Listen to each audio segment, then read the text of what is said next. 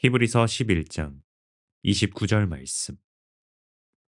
믿음으로 그들은 홍해를 육지같이 건넜으나 애굽 사람들은 이것을 시험하다가 빠져 죽었으며. 좋은 날입니다. 성령님께서 오늘도 여러분들의 심령 가운데 큰 은혜와 평강으로 함께하여 주시기를 주님의 이름으로 축복합니다. 오늘 저는 여러분들과 함께 믿음 시리즈 23번째의 말씀으로 진퇴양난의 때 두려워하지 말고 잠잠히 하나님의 구원을 바라세요 라는 그런 제목으로 은혜를 나누기로 원합니다. 우리는 지금 믿음이란 무엇인지에 대한 부분들 묵상하고 있습니다. 특별히 히브리서 말씀을 통해서 자신들의 신앙의 도전과 또 시험과 혹은 고난과 핍박의 순간들을 지나가고 있는 사람들이 그들이 어떤 믿음을 붙잡았는지 이런 부분들을 살펴보면서 오늘날 우리가 지나가고 있는 상황 속에서 어떤 사람은 고난의 시간들을, 어떤 사람들은 연단과 어떤 사람들은 핍박의 순간들을 지나갈 때 우리가 어떤 믿음을 붙잡아야 되는지 이런 부분들 함께 배우고 있습니다. 오늘은 여러분들과 함께 지난 시간 모세에 이어서 오늘은 이스라엘 백성들의 믿음에 대해서 한번 살펴보기로 합니다. 성경 전체가 이스라엘 백성들의 믿음에 대해서 이야기하고 있으니까 그것 전체를 우리가 다 살펴볼 수는 없습니다. 그래서 히브리서 11장에서 오늘 이야기하고 있는 그 이스라엘 백성들의 어떤 역사의 한 순간에 그들이 붙잡았던 믿음 한번 배워보기로 원하는데요. 바로 그것이 그들이 홍해를 지나갈 때 붙잡았던 그들의 믿음은 어떤 믿음이었는지 이런 면들 한번 묵상해 보기로 원합니다.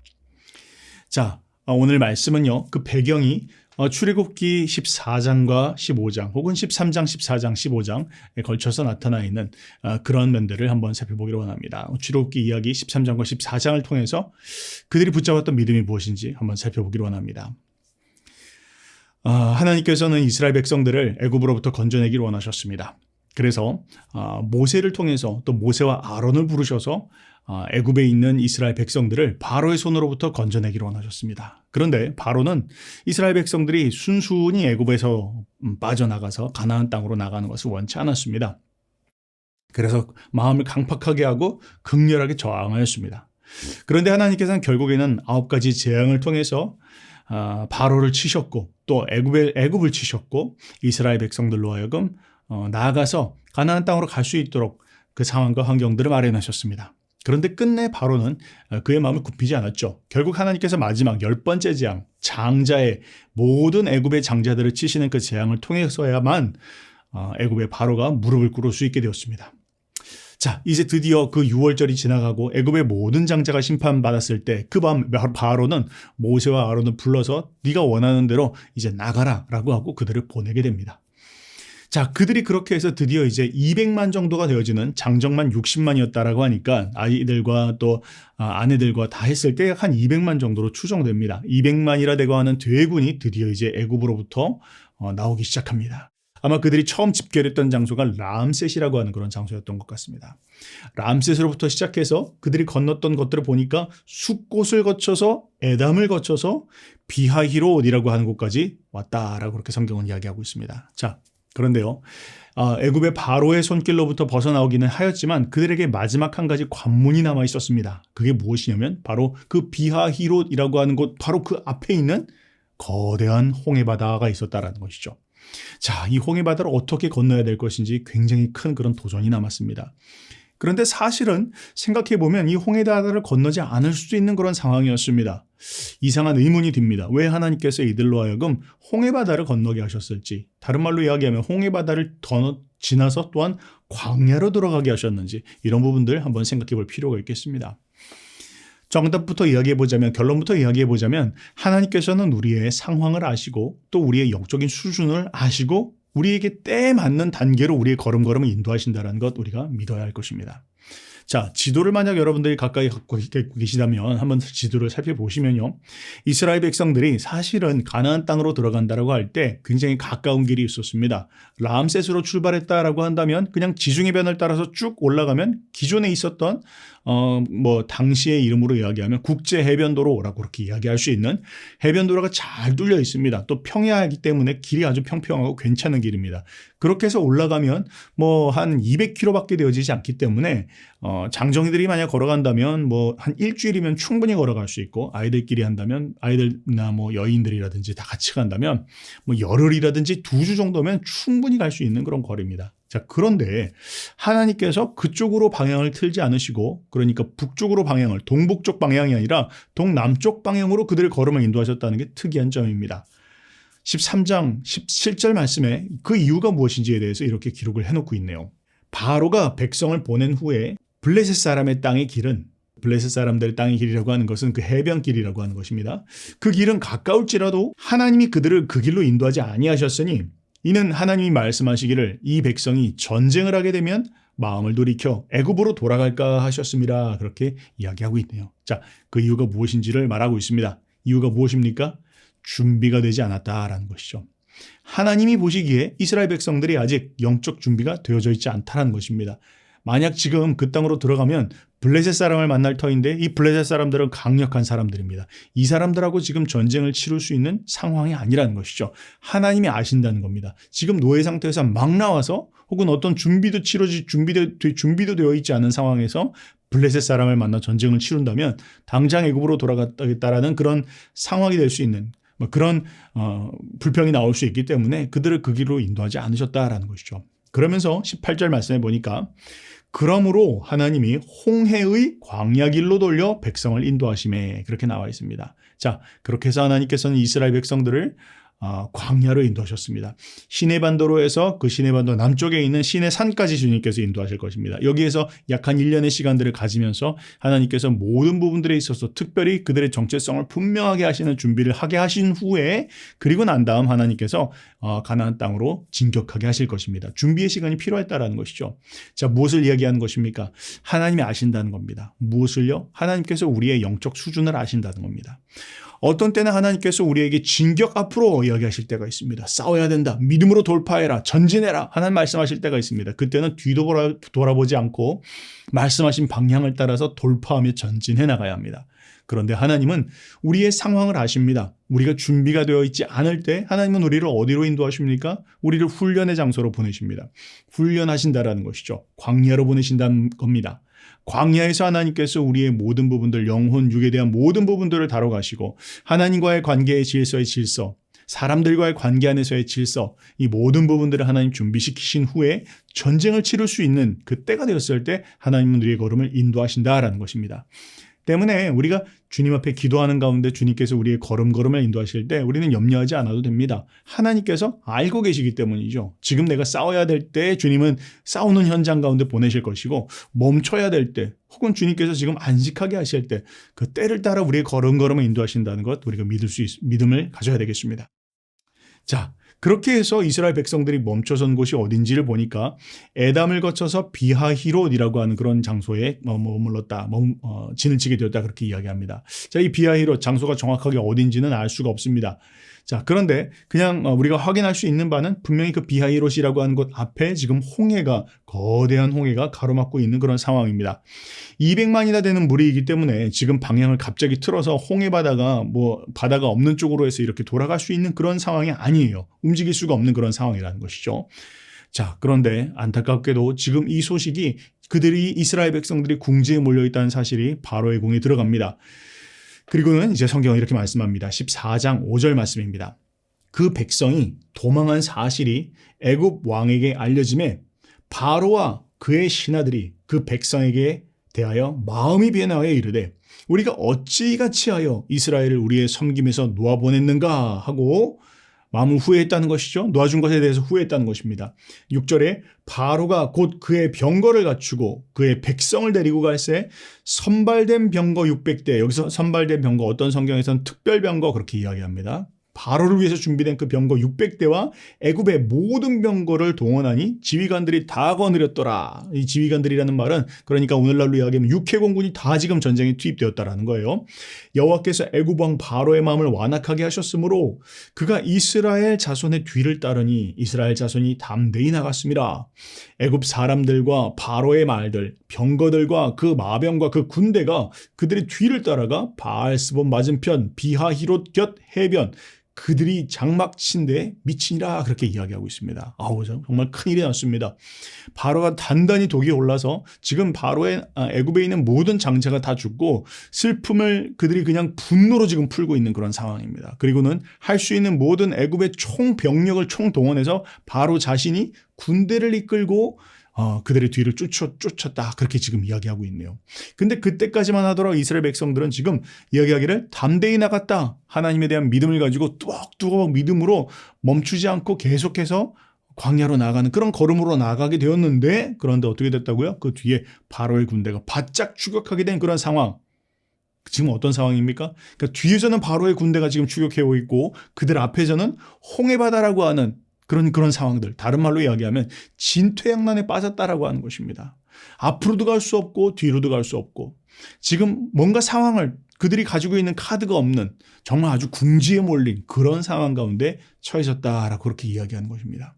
자, 그들이 비하히롯이라고 하는 곳에서 멈춰서 어떻게 하지? 라고 하면서 진을 치면서 아마 생각하고 있는 가운데에서 갑자기 뒤에서 소리가 들려오기 시작합니다. 땅을 울리는 소리였을 겁니다. 병거 600대와 그리고 애굽의 모든 군대들이 병거와 말을 몰고 왔으니까 정말 땅을 진동하는 소리가 쿵쿵쿵쿵쿵쿵 하면서 진동과 함께 소리가 들려오기 시작했을 겁니다.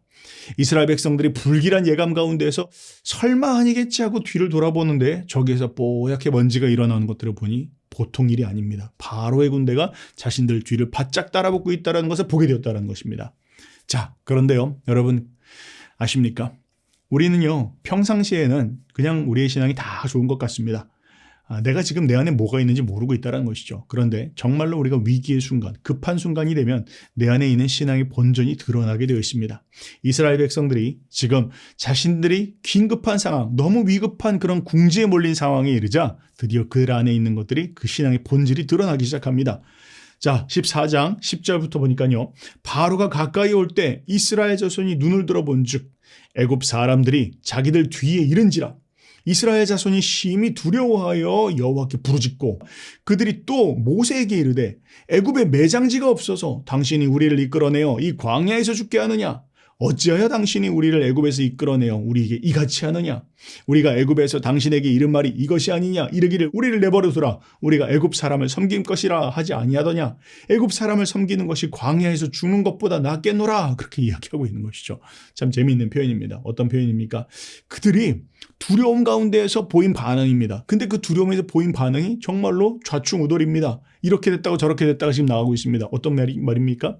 여호와께 부르짖습니다. 하나님 살려주세요. 하나님 앞에 엎드려 기도하다가 그런데 기도하다 말고 그들이 다시 모세에게 나가서 불평하고 원망하다가 거의 막 죽일 듯 하다가 또다시 하나님 앞에 기도하다가 막 그런 모습이었다라고 그렇게 이야기하고 있는 것입니다. 자, 뭘 이야기합니까? 이스라엘 백성들은 평상시에 지금 준비가 안 된 것입니다. 이런 모습으로 만약 가나안 땅으로 들어가서 블레셋을 맞이했으면 탕장이 질 것입니다. 그래서 하나님께서는 그들을 홍해를 거쳐서 광야로 인도하기를 원했다는 것이죠. 여러분 신앙에 있어서요. 준비가 된 사람과 준비가 되지 않은 사람은 결국에는 이런 위기의 순간을 통해서 드러나게 되어 있습니다. 그의 믿음의 본전이 어떤 정도인지를 위기의 순간 닥쳐보면 알 수가 있습니다. 신앙이 준비가 되어 있는 사람은 어떻습니까? 아무리 긴급한 상황, 아무리 위급한 순간, 진퇴양난의 순간 찾아오더라 할지라도 하나님 앞에 잠잠히 머뭅니다. 하나님 앞에 안식합니다. 주님으로부터 방향을 구합니다. 그리고 주님께서 주시는 방향을 따라서 뚜벅뚜벅 흔들리지 않고 나갑니다. 그런데 준비가 되어 있지 않은 사람은 어떻습니까? 오늘 말씀처럼 난리가 납니다. 기도했다가 또 원망도 했다가 또 다시 엎드려가지고 금식도 했다가 그러다 말고 또 갑자기 화를 냈다가 막 사람도 만났다가 이런 것이 준비가 되지 않은 그런 모습이라는 것이죠. 자, 여러분 우리가 만약에 우리의 삶 가운데 이러한 진퇴양난의 순간 가운데 맞이하고 있다면 바로 그 순간이 내 신앙이 어떻구나라는 것을 점검해 볼 수 있는 그런 시간이라는 것 기억하시기 바랍니다. 내 입에서 불평과 원망이 튀어나오고 있는지 혹은 믿음과 하나님 안에서의 잠잠한 가운데에서 주님을 향한 신뢰함이 나오는지 우리가 한번 살펴봐야 할 것입니다. 자, 그런 가운데에서 이들이 분명히 방금 여러분 우리 읽으신 것처럼 이스라엘 백성들이 원망했습니다. 불평했습니다. 뭐 갈피를 못 잡고 있는 그런 상황이에요. 그런데 여러분 좀 이상하지 않습니까? 오늘 우리가 보는 그 히브리서 말씀은 이들의 그 불평에 대해서 별로 이야기하지 않고 어디에다 초점을 맞추고 있냐면 이스라엘 백성들이 무엇으로요? 믿음으로 그들은 홍해를 육지같이 건넜다 그렇게 지금 이야기하고 있는 것입니다. 참 이상하지 않습니까? 분명히 이 사람들 불평했는데 히브리서 기자는 이들이 믿음으로 홍해를 건넜다 그렇게 이야기하고 있는 것입니다. 왠지 한번 봅시다. 주록기 14장 13절 계속 한번 보겠습니다. 모세가 바로 그 순간 모세가 백성들에게 이르되 너희는 두려워하지 말고 가만히 서서 여호와께서 오늘 너희를 위하여 행하시는 구원을 보라. 너희가 오늘 본 애굽 사람을 영원히 다시 보지 아니하리라. 여호와께서 너희를 위하여 싸우시리니 너희는 가만히 있을지니라 그렇게 이야기하고 있습니다. 뭘 말하는 것입니까? 두려움 가운데에서 패닉에 빠져서 뭘 해야 될지 모르는 채로 우왕좌왕하고 원망하고 불평했다가 기도했다가 다시 모세와 아론을 죽일 듯 했던 이 사람들에게 이제 모세가 하나님의 말씀을 선포합니다. 뭐라고요? 두려워하지 말아라. 두려워하지 말아라. 그리고 가만히 서서 여호와께서 오늘 너희를 위하여 행하시는 그 구원을 보라. 라고 그렇게 이야기하고 있습니다. 그러면서 말합니다. 여호와께서 너희를 위하여 싸우시리니 너희는 가만히 있을지니라. 그렇게 이야기하고 있는 것입니다. 뭘 말하는 것입니까? 두려워하지 말라는 것입니다. 그리고 하나님을 의지하라는 것입니다. 여러분 우리가 상황이 급박해졌을 때 진퇴양난의 상황 가운데 쌓였을 때 우리는 정말로 두려움이 일어납니다. 마음으로부터 어떻게 해야 되는 것이지? 염려가 되어지고 또 근심이 되어지고 앞날이 캄캄해지고 정말 그런 두려움이 몰려옵니다. 그래서 어떻게든 문제를 풀어보려고 사람들을 만나보기도 하고 새를 만들어 보기도 하고 어쨌든 살아볼 수 있는 여러 방법들을 생각해 보면서 근심하고 때로는 밤잠을 못 잡니다. 그런데 지금 뭐라고 말하고 있습니까? 두려워하지 말아라. 그러면서 이야기합니다. 두려워하지 말고 가만히 서라. 그리고 여호와께서 오늘 너희를 위해서 행하시는 구원을 바라보라. 그렇게 이야기합니다. 여러분 근데 사실은 이 말씀은요 참 적용하기가 힘듭니다. 왜 그렇죠? 여러분 우리가 두려울 때 진퇴양난의 상황 가운데 빠졌을 때 과연 몇 사람이 정말 잠잠히 있을 수 있을까요? 별로 없을 것입니다. 대부분의 사람들은 분주하고 바쁘고 뭔가 해결하기 위해서 내가 해볼 수 있는 최선을 다하기를 원할 것입니다. 그런데 지금 말씀하고 있는 건 무엇입니까? 가만히 있으라는 것입니다. 쉽지가 않은 이야기입니다. 자, 뭘 이야기하는 것입니까? 여기서 지금 이야기하고 있는 건 그것입니다. 우리 심령 가운데 일어나고 있는 그 두려움, 진퇴양난의 순간 가운데 찾아오고 있는 그런 염려와 두려움을 꺼뜨리는 것은 이것을 우리가 잠잠케 할 수 있는 건 그냥 내가 바쁘고 분주하고 그런 방법으로 해결할 수 있는 게 아니라 하나님에 대한 믿음이 있을 때 그 두려움을 이길 수 있다는 것을 이야기하고 있는 것입니다. 하나님에 대한 믿음이 우리의 심령 가운데 불같이 일어나는 그 검은 두려움을 극복할 수 있는 바로 그 비결이 되어진다라고 말하고 있는 것입니다. 어떤 믿음입니까? 하나님이 통치하신다. 하나님 다스리신다. 하나님 다 알고 계신다. 하나님 보고 계신다. 하나님께서 모든 상황과 환경들을 주관하고 계신다. 내가 염려할 것 없다. 심지어 실패할지라도 하나님은 합력해 선을 이루신다. 그 하나님 통치하고 계시니 난 그 하나님을 바라볼 것이다. 다만 내가 염려해야 될 것은 내가 그 하나님의 편인지 아닌지 난 그것만 바라볼 것이다. 이 마음의 중심에 갖고 있는 사람은 잠잠할 수 있는 것입니다. 안식할 수 있습니다. 그분의 통치 아래에서 그분의 다스림 앞에서 겸손하게 그분을 바라보면서 당신께서 일해 주셔야 되겠습니다. 당신께서 당신의 때에 역사하실 줄 믿습니다. 당신의 방법으로 일하실 줄 믿습니다. 그 믿음이 있는 사람은 마음 가운데 두려움을 꺼뜨릴 수 있다는 것입니다. 그 믿음이 없으면 우리가 사람을 만나기도 하고 때로는 쓰지 않아야 될 돈을 쓰기도 하고 만나지 않아도 될 사람들을 만나고 마음에 감정적인 소모를 하고 결국 우울증에 빠지거나 이런 이상한 모습으로 우리가 빠져들 수 있다는 것입니다. 여러분들의 삶 가운데 지금 진퇴양난의 순간 가운데 처해 있다고 느껴지십니까? 여러분 믿음을 한번 점검해 보십시오. 혹시 내가 불평하며 원망하며 세상을 비관적으로만 보며 이야기하고 있지는 않은지 혹은 하나님에 대한 믿음으로 잠잠히 그리고 담대하게 내가 있어야 될 곳에 난 지금 과연 하나님의 편인가? 내가 하나님 편에 서 있는가? 그리고 하나님께서 일하실 것 기대하고 있는가? 그거 여러분 점검해 보시기 바랍니다. 그 믿음이 있는 사람이 이 상황을 극복할 수 있는 것입니다. 그 믿음이 있어야 하나님께서 그 사람을 통해서 하나님의 역사도 일으키실 수 있는 것입니다. 믿으시기를 축복합니다. 아멘. 그 다음 15절부터 20절 말씀에 이렇게 이야기합니다. 여호와께서 모세에게 이르시되 너는 어찌하여 내게 부르짖느냐? 이스라엘 자손에게 명령하여 앞으로 나아가게 하고 지팡이를 들고 손을 바다 위로 내밀어 그것이 갈라지게 하라. 이스라엘 자손이 바다 가운데서 마른 땅으로 행하리라. 19절입니다. 이스라엘 진 앞에 가던 하나님의 사자가 그들의 뒤로 옮겨가매 구름 기둥도 앞에서 그 뒤로 옮겨 애굽진과 이스라엘 진 사이에 이르러 서니 저쪽에는 구름과 흑암이 있고 이쪽에는 밤이 밝았으므로 밤새도록 저쪽이 이쪽에 가까이 못하였더라. 그러면서 21절 말씀에 모세가 바다 위로 손을 내밀매 여호와께서 큰 동풍이 밤새도록 바닷물을 물러가게 하시니 물이 갈라져 바다가 마른 땅이 된지라 그렇게 이야기하고 있습니다. 뭘 이야기하는 것입니까? 하나님께서 그 잠잠함 가운데에서 하나님을 바라볼 때 하나님은 어떤 일을 행하시겠다라는 것을 지금 말씀하고 계신 것입니다. 우리가 잠잠합니다. 그런데 이 말은 그냥 아무 일도 하지 않는다는 것이 아닙니다. 하나님에 대한 믿음과 기대를 가지고 있으라는 것이죠. 그러면 하나님은 잠잠하실까요? 그건 아니라는 것입니다. 우리는 하나님을 향한 믿음으로 주님을 바라보고 있지만 그때 하나님은 쉬지 않고 일하신다라는 것입니다. 어떤 일을 하고 있는가 한번 봅시다. 하나님은요, 그 밤새도록 내가 동풍으로 바닷물을 가르겠다 그렇게 이야기하고 있습니다. 그런데 여러분 한번 잘 생각해 보십시오. 지금 이스라엘 백성들이 애굽으로부터 해서 가나안 땅으로 들어가는 출애굽의 상황들은 진행 방향이 어디입니까?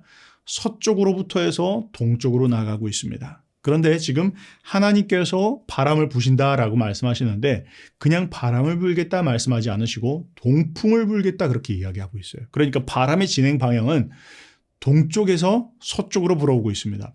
이스라엘 백성들은 서쪽에서 동쪽으로 가고 있는데 하나님께서는 바람을 홍해 바다를 가운데 두고 동쪽에서 서쪽으로 바람을 부시겠다 그렇게 말씀하고 있는 것입니다. 자, 뭘 이야기하는 것입니까? 시간차가 있다는 것입니다.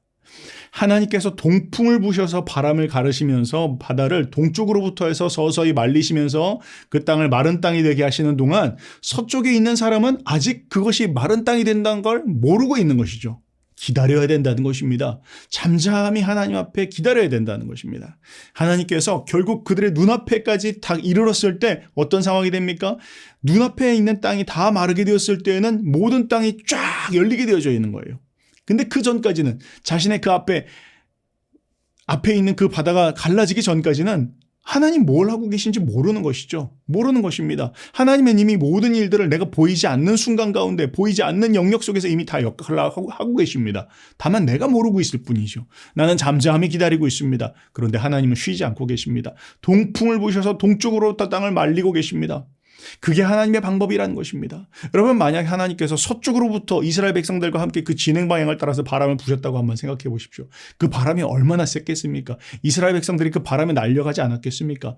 또 그 막 불고 있는 그 바다를 하나님께서 바람으로 불고 계시니까 땅이 질적질적할 것 아닙니까? 얼마 가지를 못했을 것이다라는 것이죠. 그래서 하나님께서는 동쪽으로부터 바람을 불어서 마치 헤어드라이기를 가지고 땅을 말리신 것처럼 딱딱하게 그냥 다 마련을 해놓으시고 마지막에 자 준비됐다 문 열게 하고 딱 여시면 들어갈 수 있게 해주셨다는 것입니다. 그런데 그때까지 우리에게 필요한 게 있다는 것이죠. 그게 뭐요? 그게 믿음이라는 것입니다. 하나님 일하고 계시죠? 하나님 준비하고 계시죠? 하나님 상황을 통치하고 계시죠? 내가 안 보이지만 하나님은 일하고 계신 줄 믿습니다. 이 믿음을 하나님은 우리 가운데 요구하신다는 겁니다. 그 믿음이 있을 때 하나님은 역사하신다는 것이죠. 자, 그렇게 해서 드디어 이제 카이로스의 시간이 됩니다.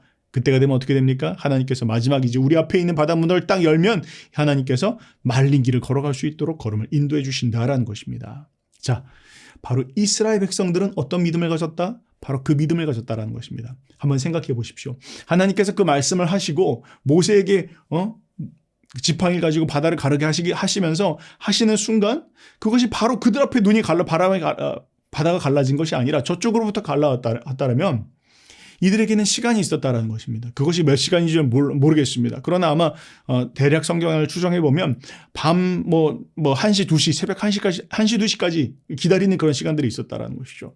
이들이 지금 어떤 상황입니까? 불평했습니다. 원망했습니다. 하나님 살아계십니까? 이야기했다가 막 모세에 대해서 막 저주를 퍼부었다가 막 살리니 죽이니 그런 순간 가운데 그런데 하나님 말씀하시니까 잠잠해라.